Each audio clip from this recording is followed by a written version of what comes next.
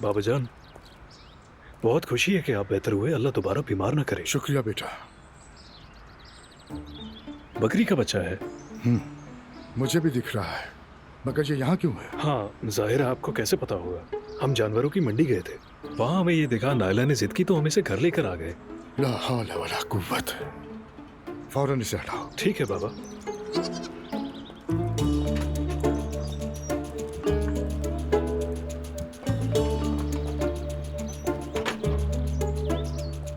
तुमसे किसे प्यार नहीं हो सकता?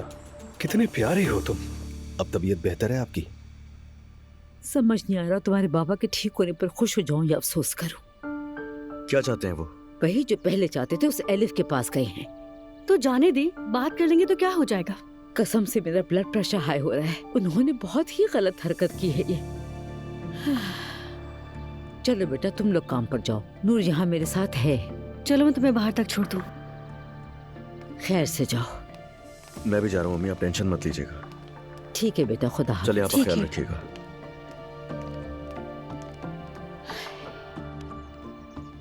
फिक्र ना करें अम्मी, खत्म ही नहीं हो रहा नूर बेटा, बिल्कुल नहीं हो रहा। खत्म हो जाएगा इंशाल्लाह।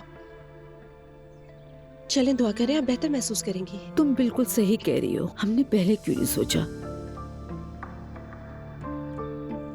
तुम रोई हो बेटी?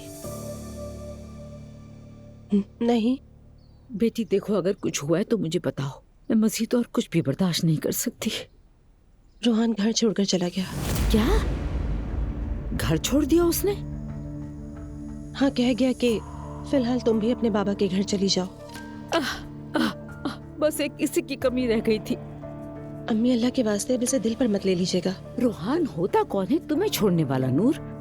तुमने तो बगैर किसी लालच के उसके साथ जिंदगी कबूल की थी। और क्या चाहता है वो? वो नहीं चाहता कि आप इस तरह की बातें फिर करें। जाकर काम करे, पैसे कमाए, तुम्हारे काबिल बने। वो बिल्कुल किसी काम का नहीं है, निकम्मा हो गया है।